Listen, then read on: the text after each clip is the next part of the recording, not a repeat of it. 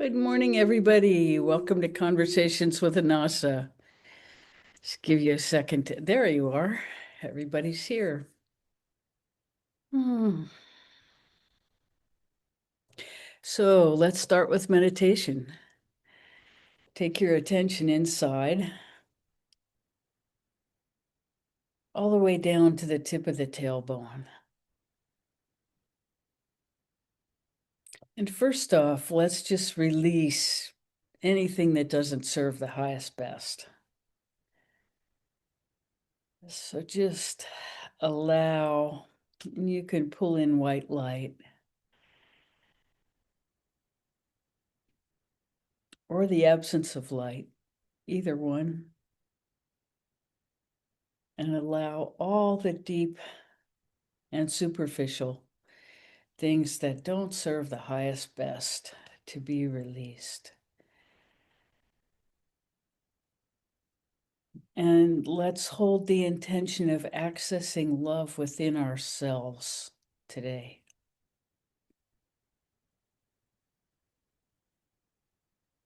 Because this is the whole point of spirituality, is to connect to the deepest love available to a human being and live from that.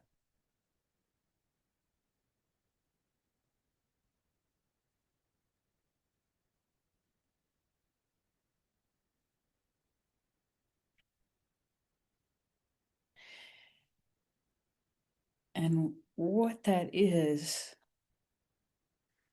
essentially is allowing a total acceptance of who and what we are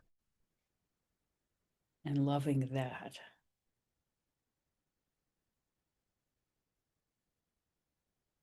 That's where it starts.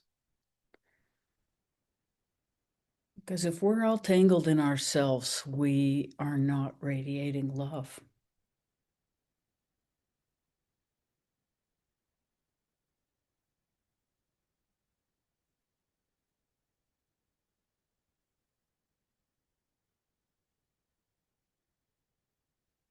So we can just skip everything else. Feeling into the tip of the tailbone. Breathe. And feel your breath align with the subtle movement of the tailbone, backwards on the in-breath and forwards on the out-breath.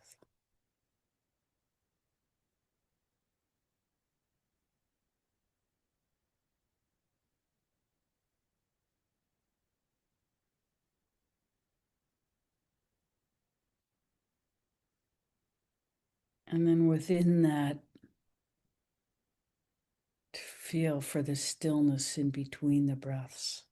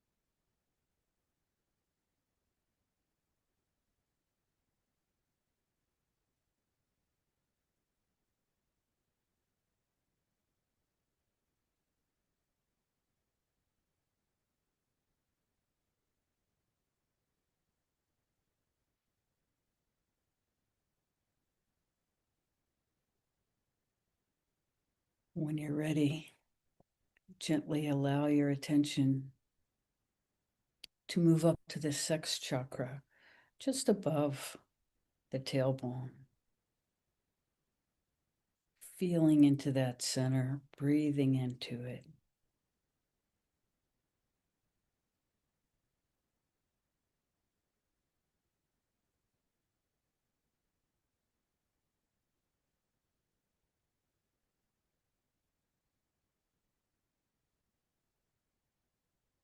Again, feeling for the stillness and the space between the breaths while our attention is in this energy center.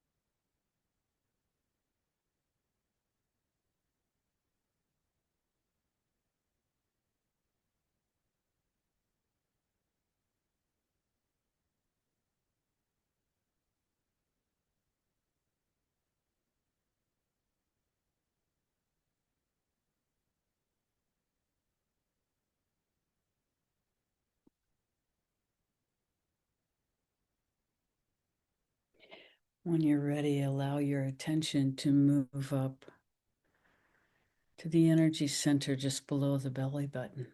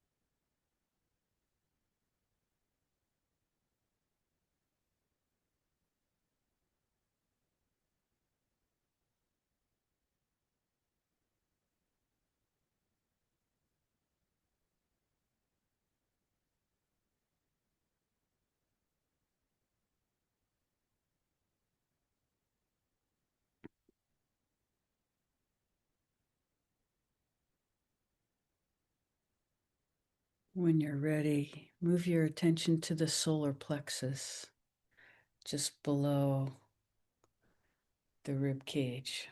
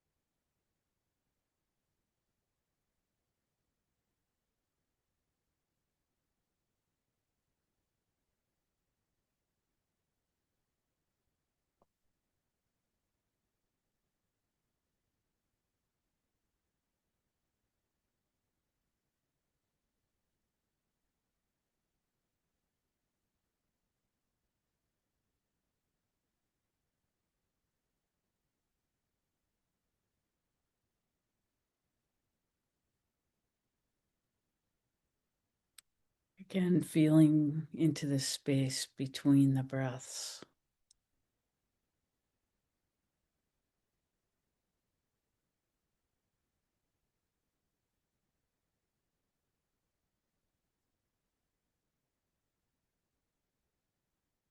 It's the quiet space between the expansion of the in-breath and the contraction of the out-breath.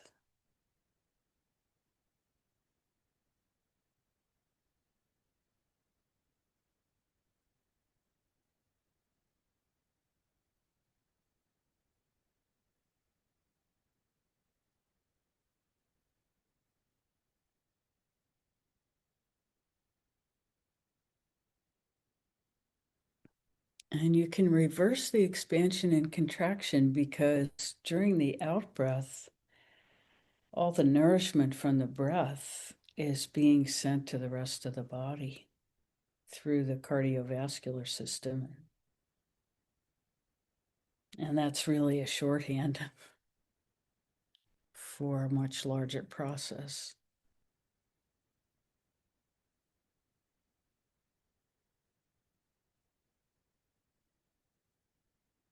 So the out breath is the release of toxins.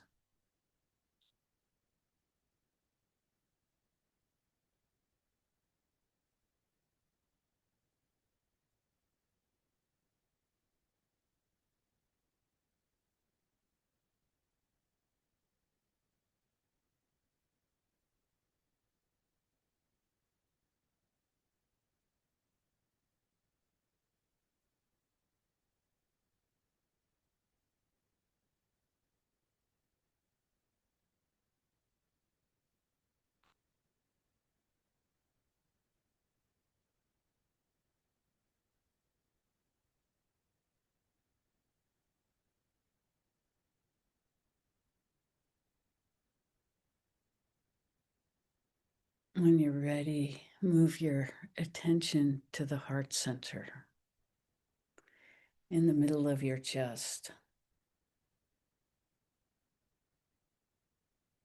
This is not the beating heart that's to the left of center. This is our spiritual heart.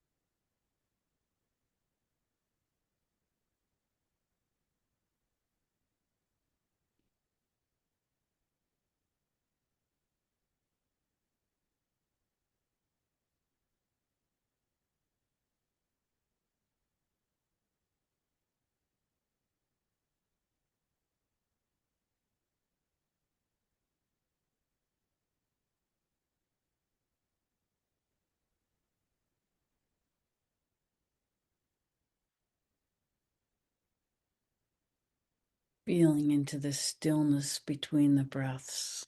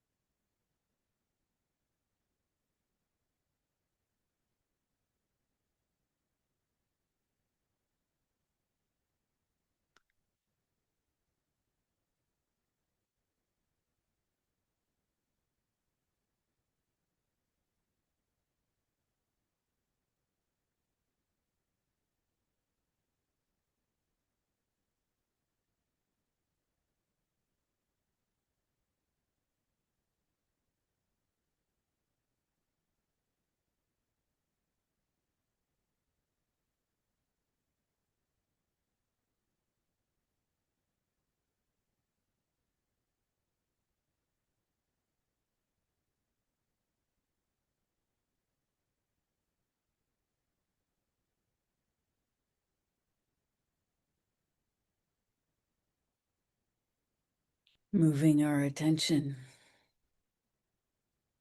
to the energy center in the throat center.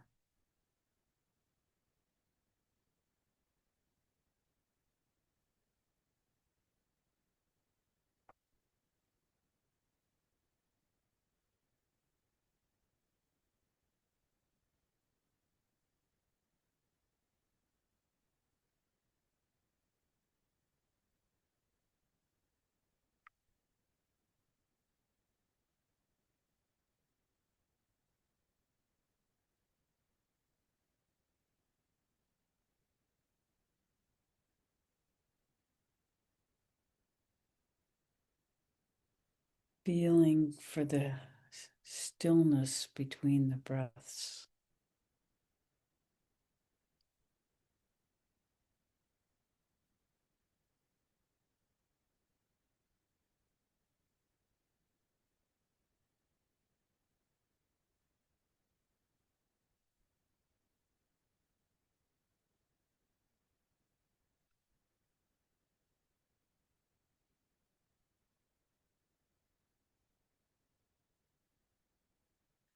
Then taking our attention through the roof of the mouth, where the heart and soft palate meet, above that to the third eye.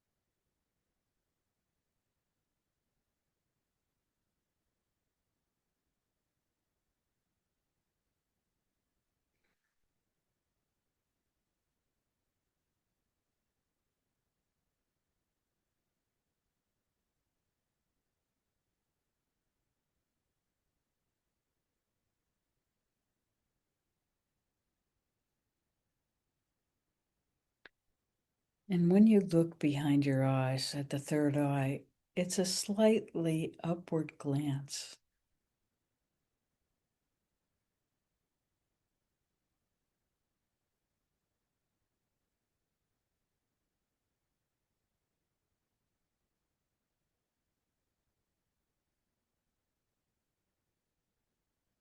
And through that, you may notice that the top of the head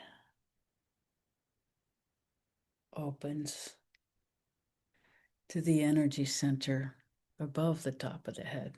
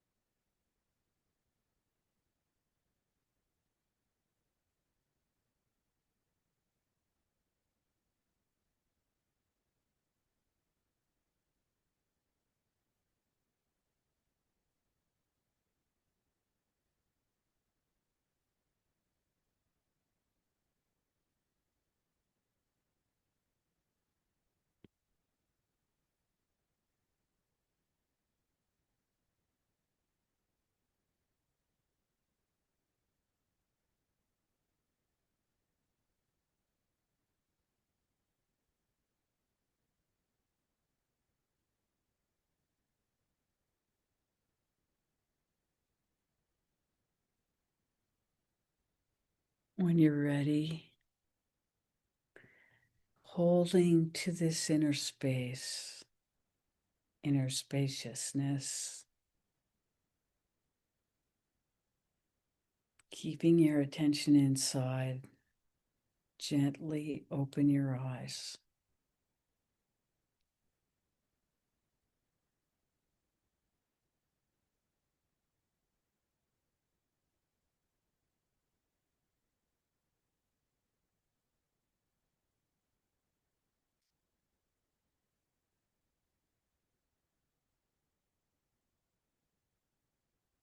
So happy to be with you today.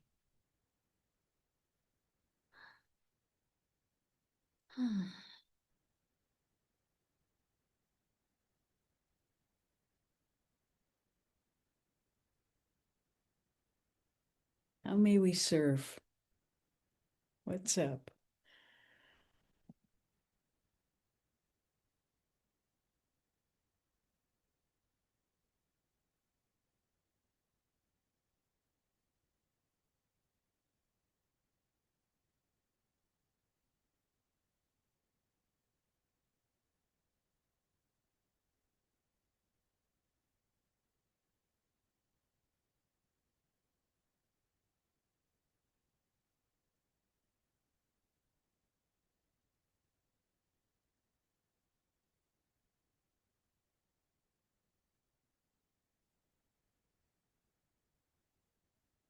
There is a quiet today, isn't there? Really sweet.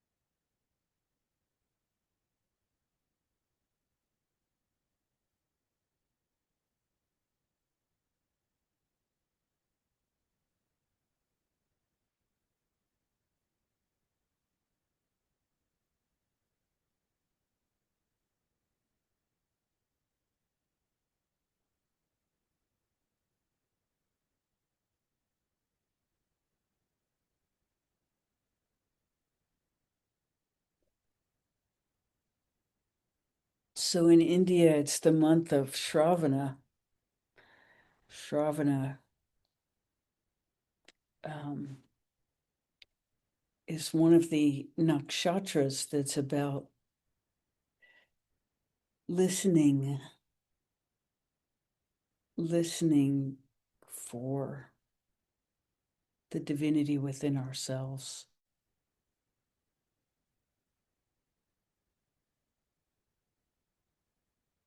And listening is not just something with our ears, but it's the allowing of all our senses to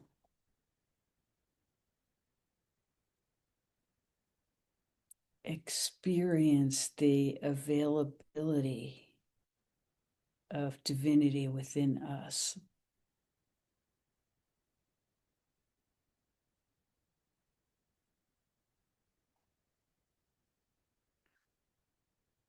And during the month of Shravana, it's traditional for astrologers to do, well, not just astrologers, priests and anybody doing spiritual practice, to do Saturn mantras, because the nakshatra Shravana is in a house ruled by Saturn.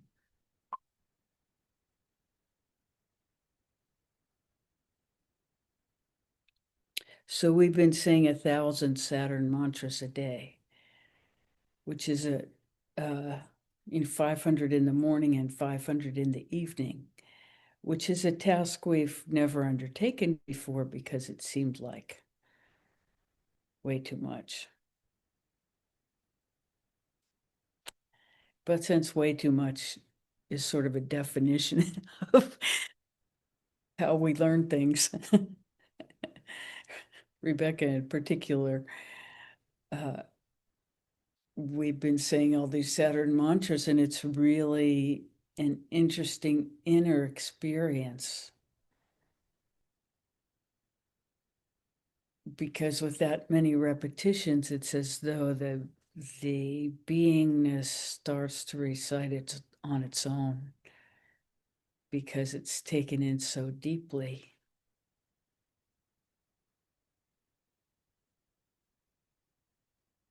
So we'll see, we're 9 days in to,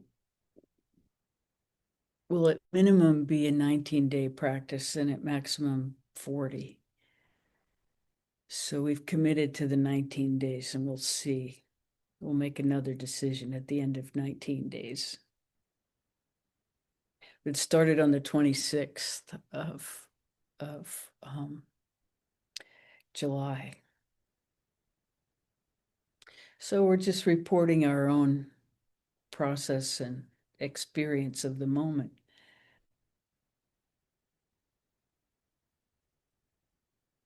But really glad we decided to do it. It's a joyful experience. Even though Saturn is the most dense energy of the planets, it's something different in the heart of it. So we'll speak more about it next week after we've had another week of experience of it. But it really feels like a wonderful thing to be doing to understand that Saturn energy.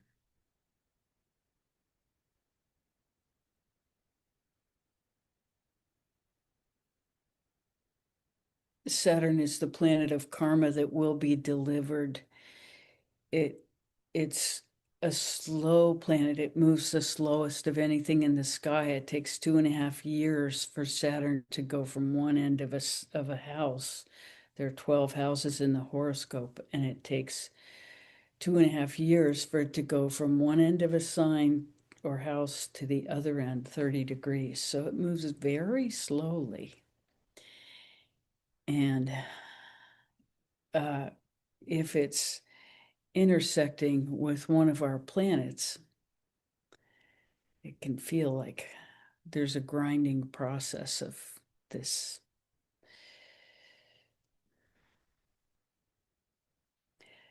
very big, dense energy moving very slowly over whatever energy the planet represents in our own chemistry.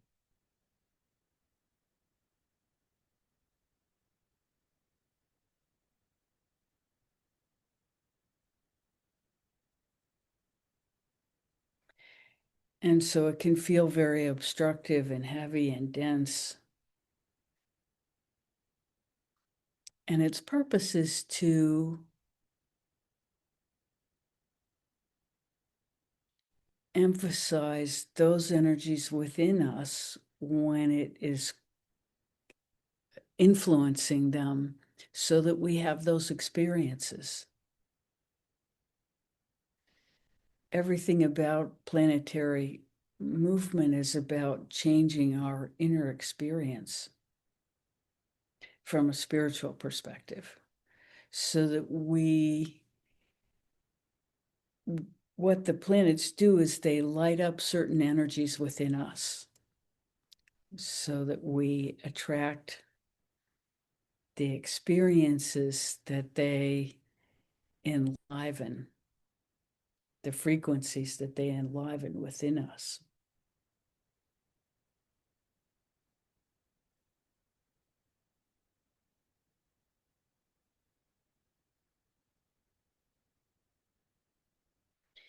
And it feels like the experience of saying the mantra is coming to peace with whatever energy you're worshiping by saying the mantra, cultivating that internal frequency so that the understanding of what it means personally can arise.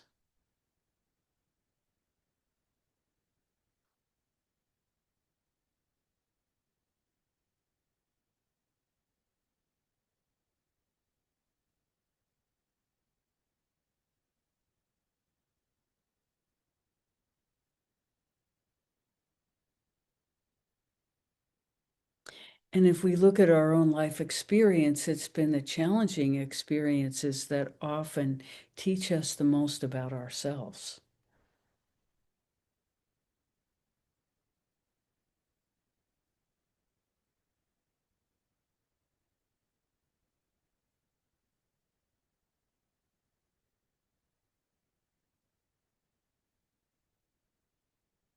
Those are the experiences that tend to transform us the most. Another way of saying that.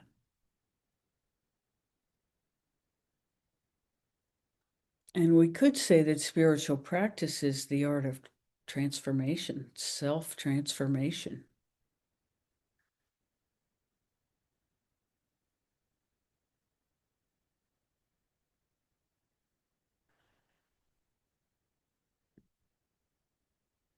And we don't have to cultivate challenging experience because it's built into the system.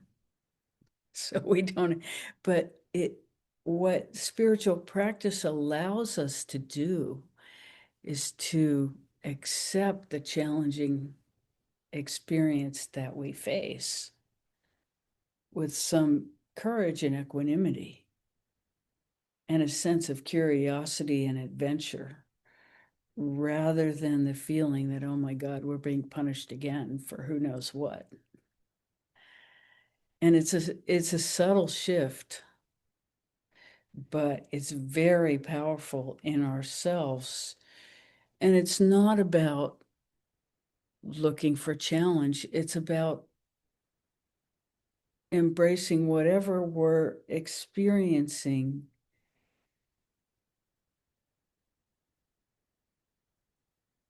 with curiosity and acceptance.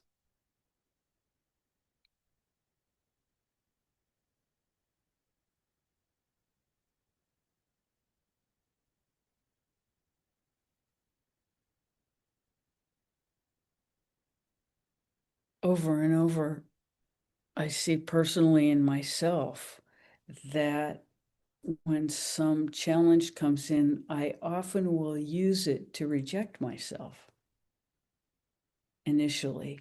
That will be the first thing that happens is some challenge comes in, and then there's this sense of failure or having done the wrong thing or said the wrong thing, or just this sense of being wrong. And then that itself is like an inherent punishment of self. Oh, you did this again. And that energy blocks us from the curiosity, the awe that can come from any information if we take it in a different way.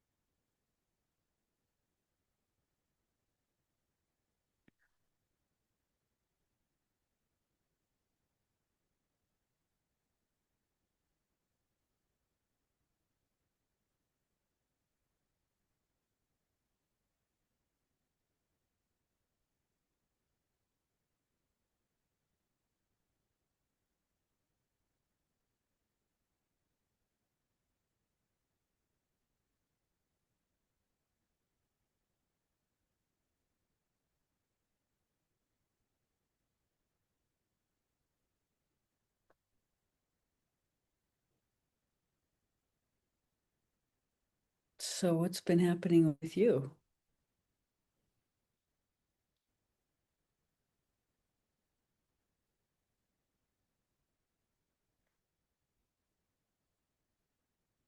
Saturn is at this moment in Pisces.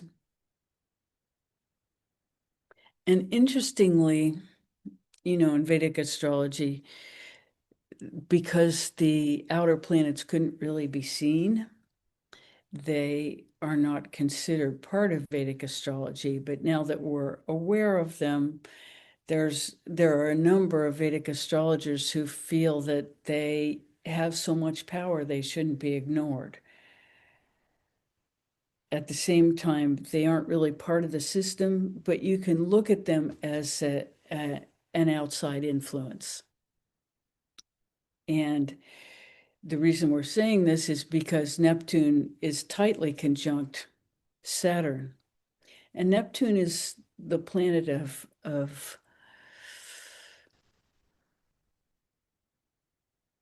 well, it's a very ethereal, watery, of course, which means emotion. It's very idealistic, probably the most idealistic energy in the sky. And so having that next to Saturn, it can also create a lot of illusion because of the idealism. It's sort of off the charts idealism. But when you put that next to Saturn, it makes an interesting combination of energy, this huge idealism with the planet of reality that must be faced in this moment.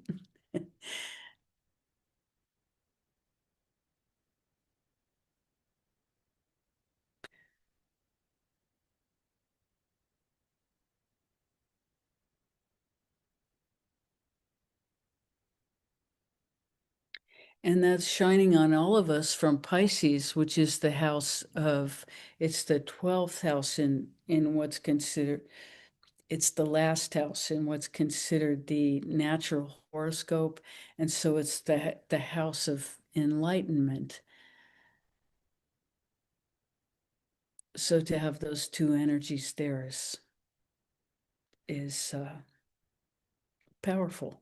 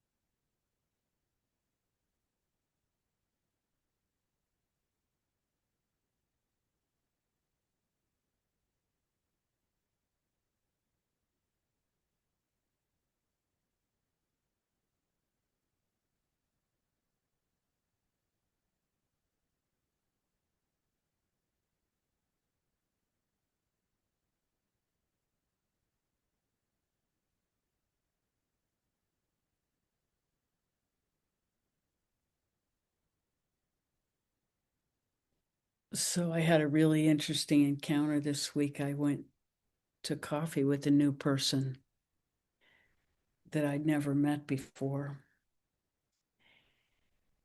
And we were having what I thought was a conversation. And the person suddenly said, "This conversation is making me really uncomfortable. I'm leaving." Yeah, that's exactly how I felt. I was in a completely open state. And I went,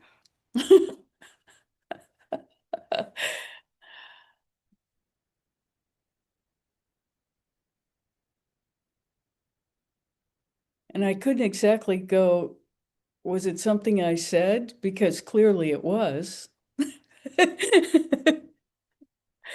It was a very shocking experience.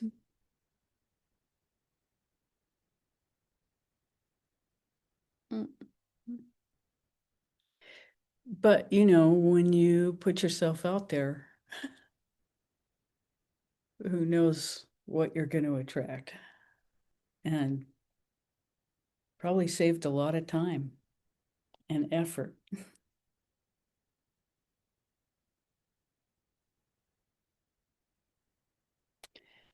And so all I can say is I'm definitely not what you were looking for.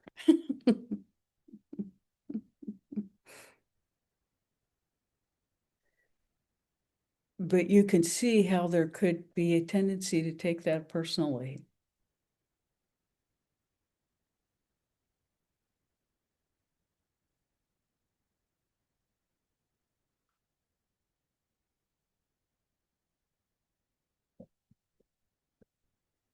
And even want to hide it from your friends. But that's the opposite. It's all about flow. So you just let it flow out the same way it flowed in. It's not personal. I mean, it's deeply personal, but it's not. It's somebody else's idea of what is of value to them. But it doesn't say anything about who I am, really. I'm just not of value to that person. What I think is not of value to that person.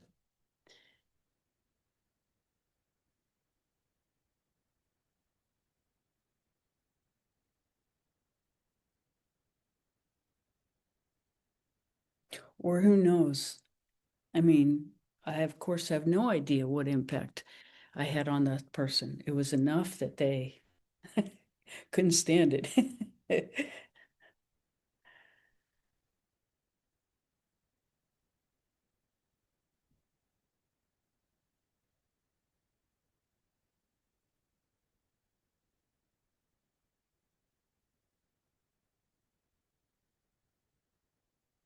But, you know, it's not boring here.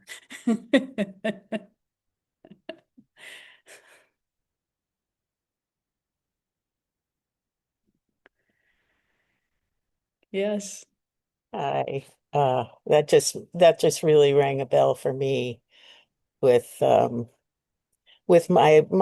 probably the longest friend I've had just slamming the door on me. And I asked about that once little while ago. And you took a look at it and you said you just saw a wall. And yeah, Just and put that up just walls. No, boom, no, no. You just know, boom. So it's the same thing of just it's like, just, nope. yeah, I can't, the person is saying, I literally can't go there at this Right, point in my life. You're right, asking too much of me. right, And it has nothing to do with you. And it's right. very easy to see for another person. And it's completely, in a way, depending on the depth of the relationship, it's completely devastating internally because when you're that open to someone, that available to someone, and suddenly they're just like, no, that's it's all your energy that you've invested in that relationship comes back on you in a very intense way. It's like a tsunami. Yeah. Yes, it is a tsunami, and it's very similar to a death experience. It is a death experience, a death of relationship.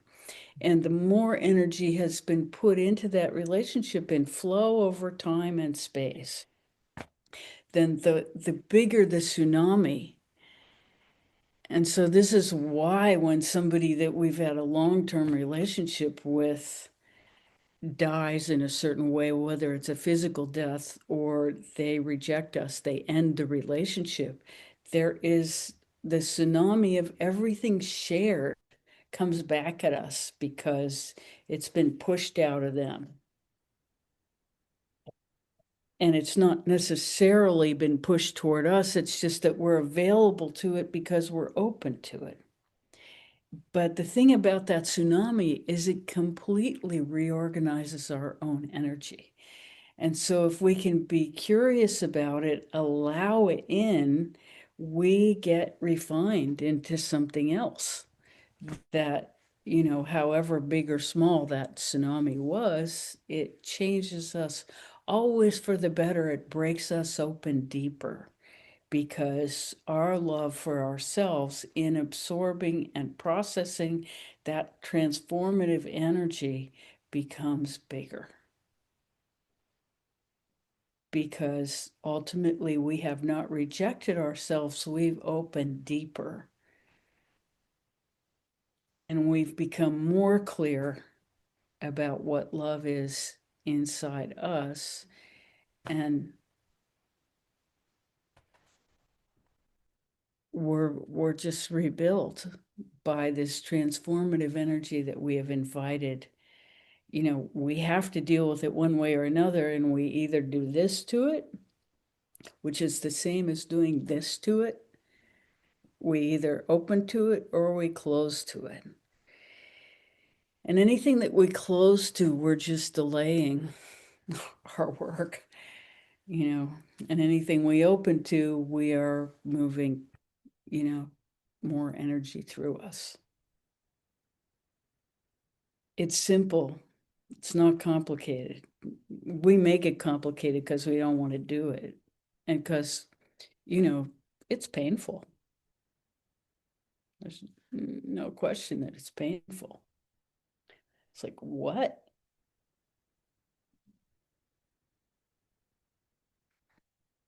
But I just decided to take the time to finish my tea. It was that time of day. I'd switched from coffee to tea.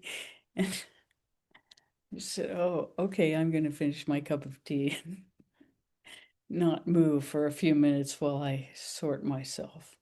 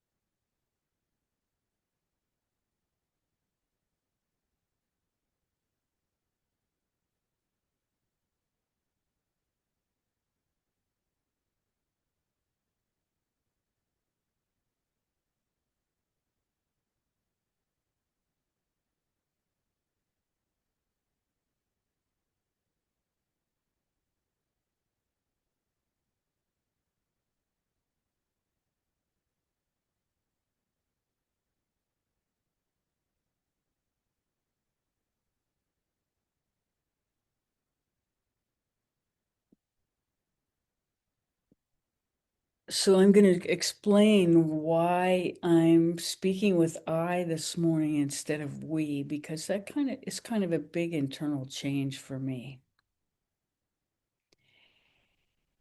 And for a long time, it's been that I have not been able to tell where Anasa leaves off and I begin. That has never been a clear line. But the other thing is, it's just confusing to other people to say we when there's nobody else in the room. And The real internal thing is that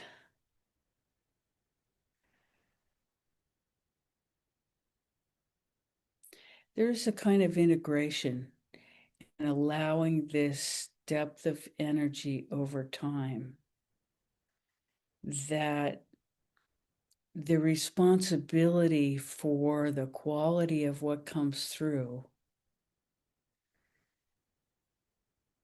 is not not any longer confusing to me. That is my response. Me, Rebecca, I am responsible for opening the door so that the quality comes through. But there's no need for me to confuse you with whether there's one or two of me interacting with you. And so I'm taking that confusion out of the equation for myself and for anybody that I talk to. Because the confusion that happens to a lot of people when they're channeling through spiritual energy is that they change their identity and their ego gets inflated as though the information, they own the information. This information cannot be owned. It is universal. Nobody can own it. And to identify it and be inflated by it is a big mistake. But changing the language doesn't change whether or not you get inflated by it. And so that avoiding that inflation is also a personal choice. And the language choice tries to make it obvious, but it doesn't really have any power. The power is in me opening the door to let it through. So anyway, I've thought about it for how long have I been channeling? Since 2015. Ooh, that's 10 years.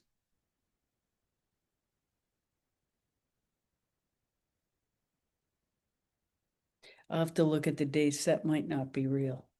Might have been later than that. My chronology's not so good.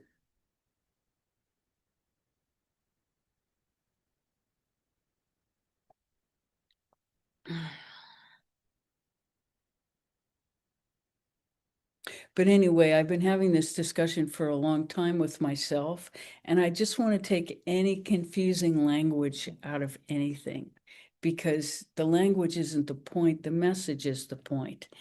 And anything that's confusing about it, like even speaking of a NASA, creates another level of complexity. And really, the information is so simple, although the doing of it is not. So I'm sharing with you my inner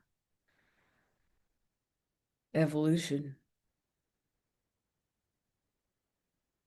And I welcome your feedback. It's important to me. Yes. I've had occasion to share with people that I know that you know, have this meeting with the NASA on Sunday morning, and obviously they say, "Well, what's that?" And and so yeah, I have, I shy away from terminology that I've heard before that about channeling and that sort of thing.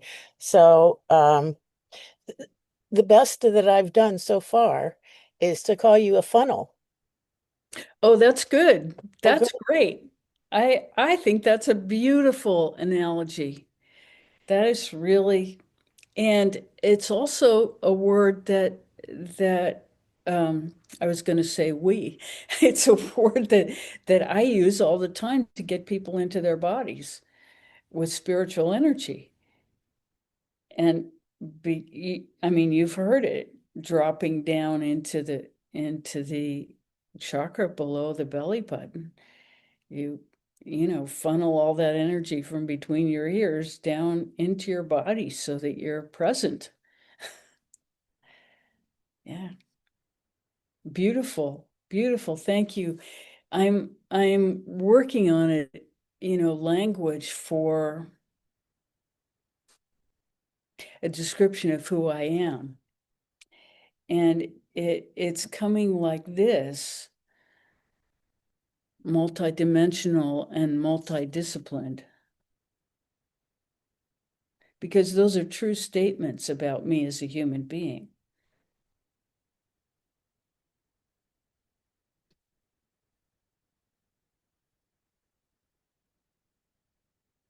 But I don't have a label,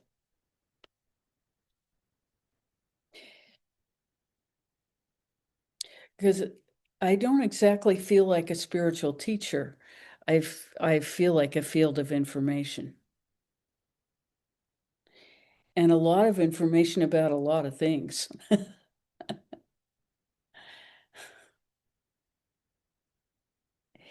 And Anasa is that also. That's why they like me.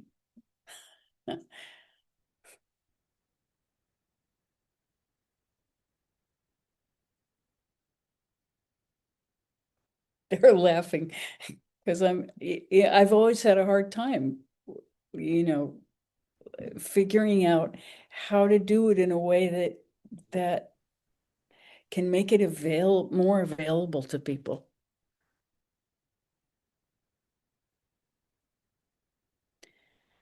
But I think the truth is that, the idea of self-acceptance, real self-acceptance, is so difficult.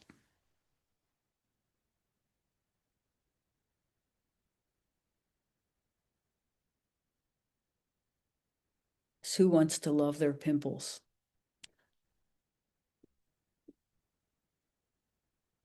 I mean, it starts at that age when we really reject ourselves the first time.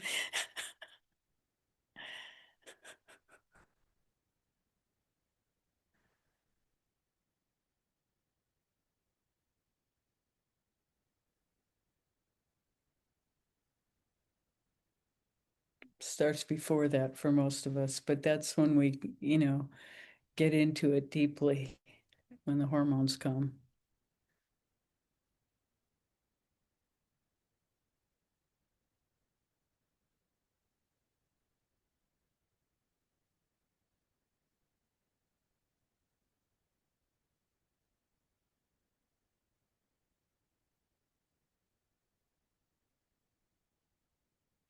And that's when we get the energy to feel passionately about rejecting ourselves. The intensity gets.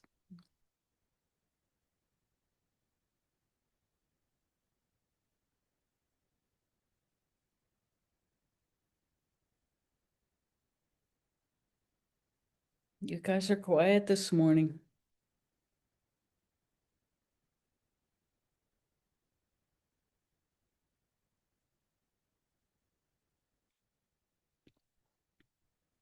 But we like the word we.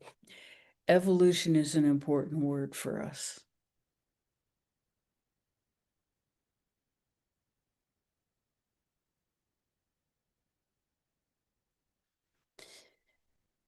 Because when we can see ourselves as evolving, it gives us a perspective that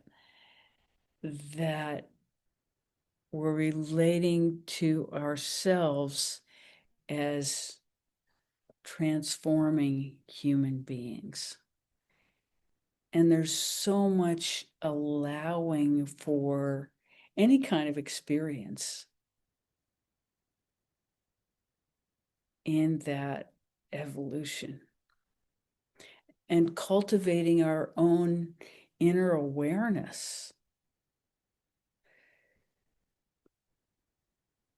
And it's not that we lose our sense of judgment, it's that we expand it. We loosen all those, so instead of our judgment being held with steel, kind of turns into rubber bands after a while, and it kind of has some room to breathe in it. So, and as we stop rejecting ourselves, then we can stop rejecting other people and pushing everything away. We might get pushed away, but that's different from us pushing away information.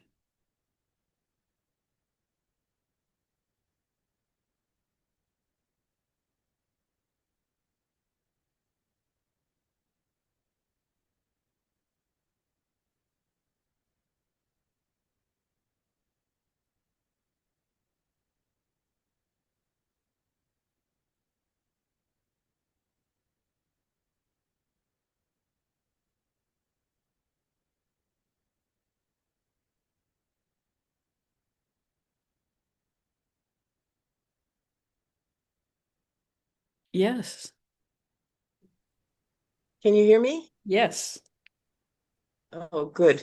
Good I job. did that switcheroo with our sound bar, and it's always takes a minute. Um, what Carol was saying about having a long-term relationship, have the door shut, of course, is what I've been going through with our daughter. Um, and that's her longest relationship is with me. And it did exactly what you said. It threw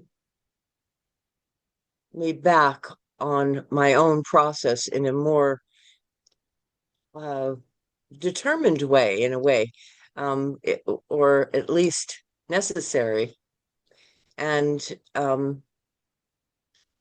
recently, she's sent a message through a third party that she wants us to say we love her, we miss her, and we're sorry,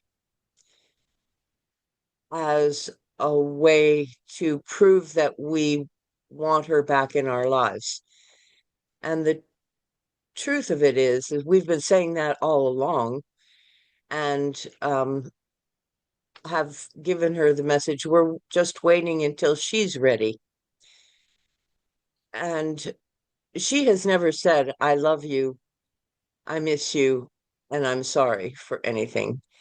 Um, and so part of part of me says, I'll know when she's ready when that message comes through from her, instead of her wanting us to do something.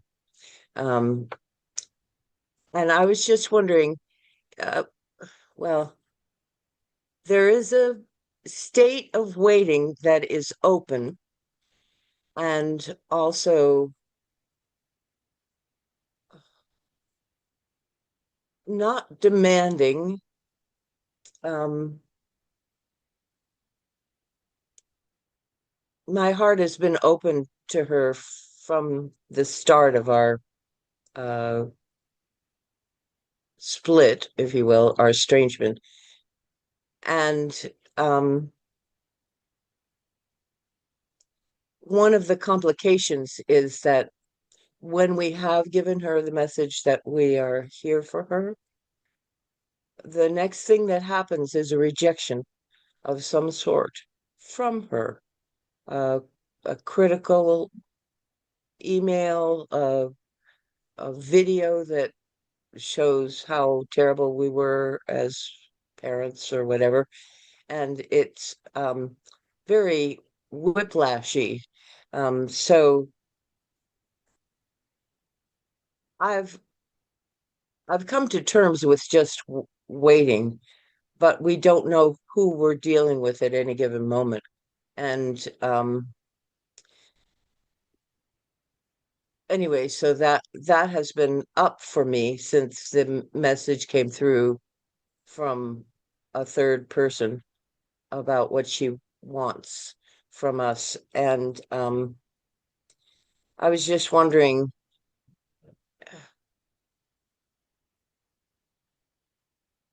uh, if you have anything to say about that, because it's very sad in a way. although I've moved beyond sadness to acceptance of the situation. And um, it still is a big thing in my life with someone I had thought that I had a wonderful relationship with for most of our time together. It was about a decade ago that the split happened. It's been that long.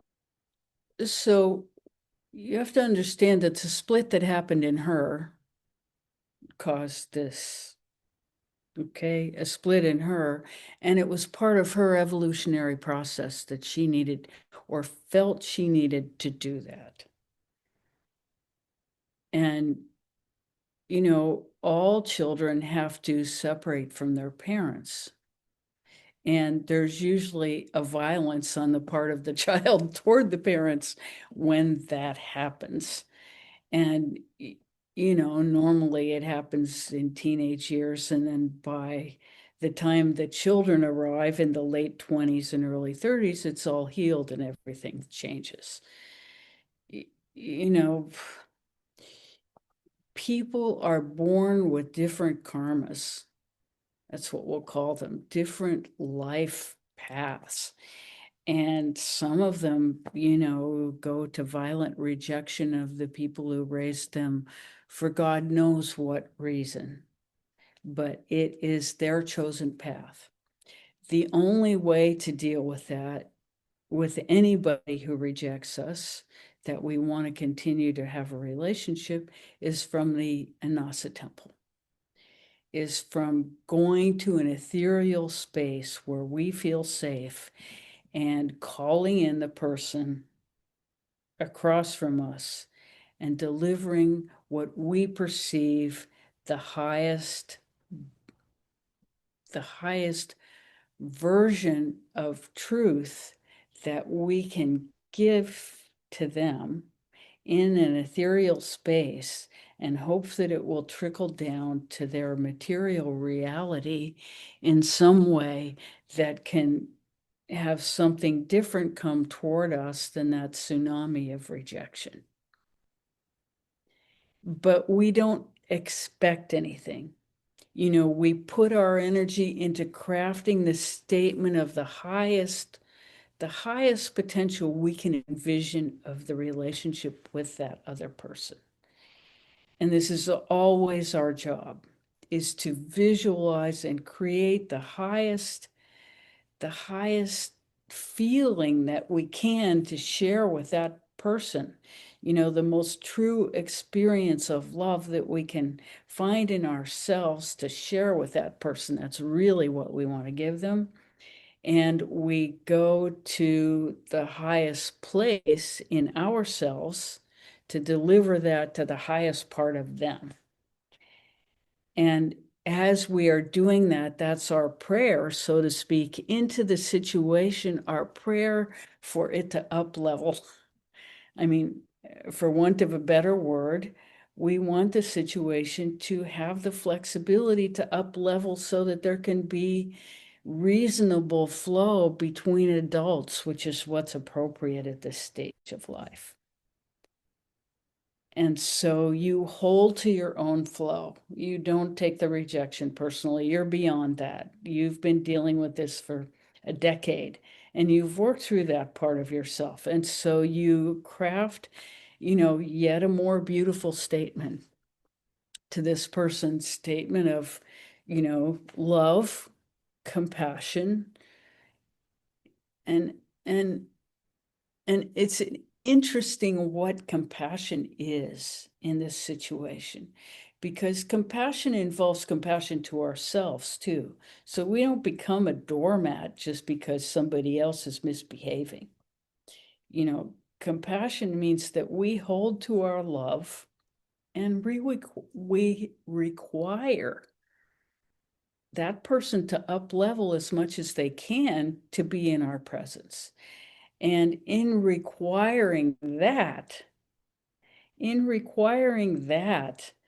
then you it is not the love that you feel is boundless. It's unbounded. But there has to be some level of respect coming toward you before the relationship can have flow.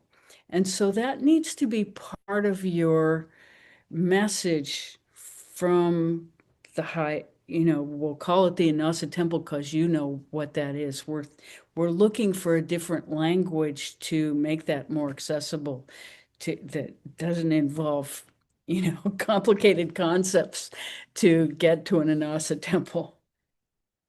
It's just a high space in ourselves. It's an ethereal space where we feel safe to communicate, to bring in the other person's energy, communicate to their highest self, and leave that gift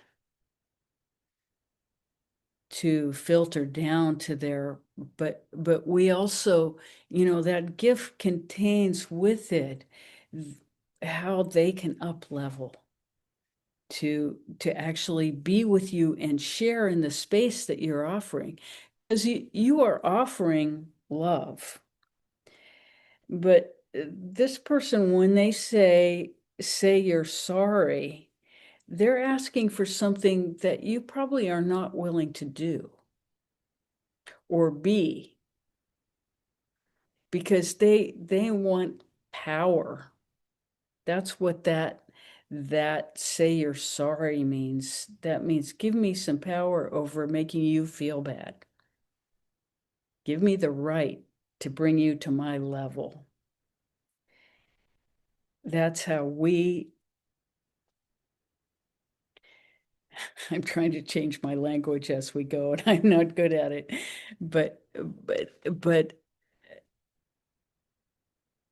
what I see is that this is a power play in saying you must say you're sorry. And that's why you get that.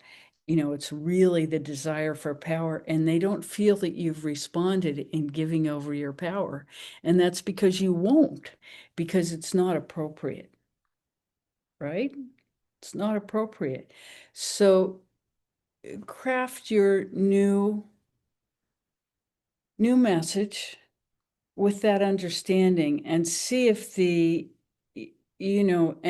confront the power demand, because this is what's creating the funny in the sense of odd uh uh interaction that you're having, because this is an unconscious demand for power, not love. So you think you're being asked for love, you're being asked to be reduced to their level so that they can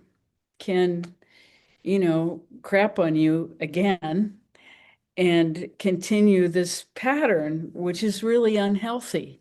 And so you can require the up leveling from the ethereal space. But this is the reason this pattern is repeating, because they get some satisfaction out of having the opportunity to come crap on your carpet again. And then you have to clean it up and, go through the cycle yet again. And so you can request a different pattern, but you can only do it from ethereal space. Trying to address this in real time and place will not change anything. But No, understanding it that's been is, sorry? that's been obvious. That Yes, trying to change it in real space. She actually said, "Don't write or don't call," also at one point. And so the means of communication have been uh, obliterated in a way. I mean, texting doesn't right. work for me. And that's her saying, I'm afraid you're going to crap on my carpet. So, I'm not going to allow Oh, it. just But you don't get that choice. right. And I mean, everything that you said is so perfect. It is in alignment with what we've come to actually. Wells called what she wants is bending a knee. Mhm. But the I Ching says you have to wait and to meet each other halfway, and that requires a kind of an equanimity, between us, and that has not been forthcoming. So most of my communication has been done in the Anasa temple. And I mean all of it actually, because that's the only method available. Mhm. It's interesting, I mean, she's made it so that that's what I have to do. And that has up-leveled my communication for sure. I've had to really clean things up, no resentment, total acceptance, value judgments, out the window.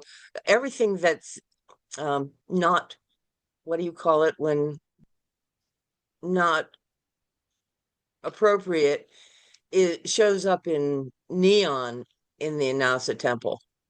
I mean, it's like arrows are pointing, hey, this is where you're stumbling here, and like that.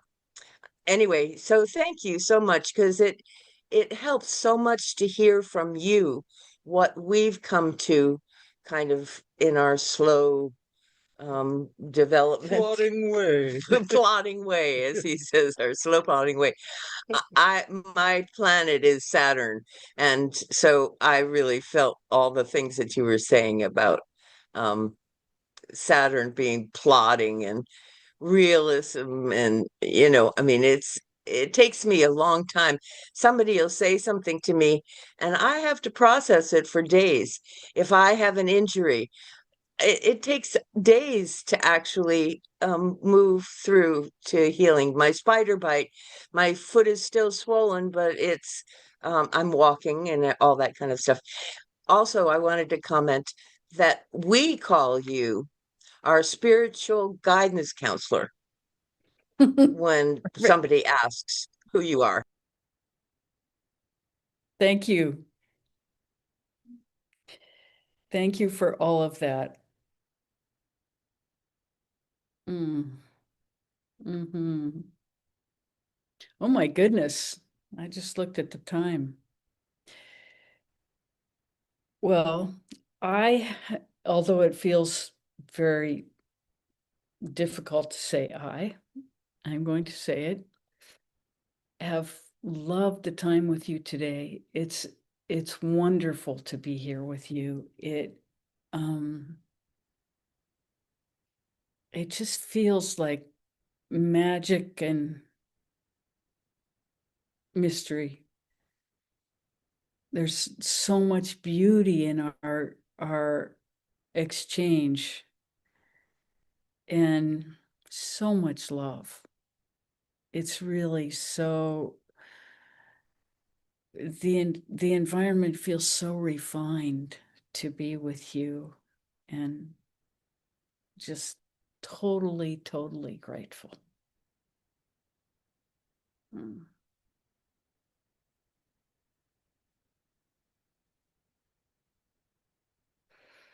Till we see each other again, so much love. And here we go. Bye for now.